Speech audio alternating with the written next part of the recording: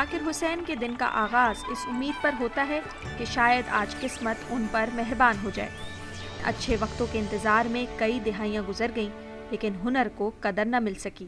بوجھل قدموں سے روز مکان سے دکان کا سفر صرف اس لیے ہے کہ کنبے کی ذمہ داری انہی بوڑھے کندھوں پر ہے۔ کئی برسوں سے پیتل پر نقاشی کا کام کرنے والے ذاکر حسین کی زندگی کی طرح ان کا ہنر بھی اب خطرے میں ہے۔ یہ وہ نہیں ہے کہ اسلام میں جو پہلے کاروبار چل رہا تھا، بہت اچھا کاروبار چل رہا تھا، اب وہ کاروبار میں وہ ترقی نہیں ہے، اب چند دکانیں رہ گئی ہیں یہاں، اور بڑے بڑے جو دکاندار ہیں کچھ وہی کام کرا رہے ہیں اور ان کے کام چل رہا ہے تو تاکہ اس سے تھوڑا بہت گزارا ہو رہا ہے۔ ذاکر حسین کی طرح وسیم بھی اس پیشے سے وابستہ ہیں اور قلیل آمدنی کمانے پر مجبور ہیں۔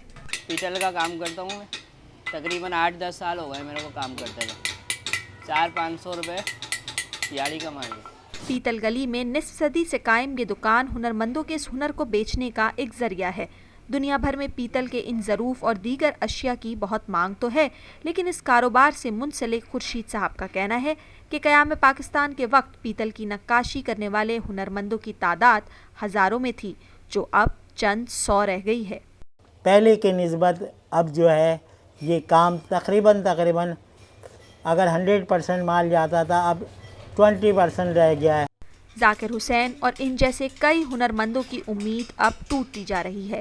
پیتل جو اپنی خوبصورتی اور چمک دھمک کے سبب لوگوں کی آنکھوں کو خیرہ کر دیتا ہے، وہیں اس کو انمول بنانے والے ان باصلاحیت ہنرمندوں کو ان قدردانوں کا انتظار ہے جو ان کے فن کی قدر و قیمت کو جان سکیں۔ نیوز پاکستان.tv کراچی۔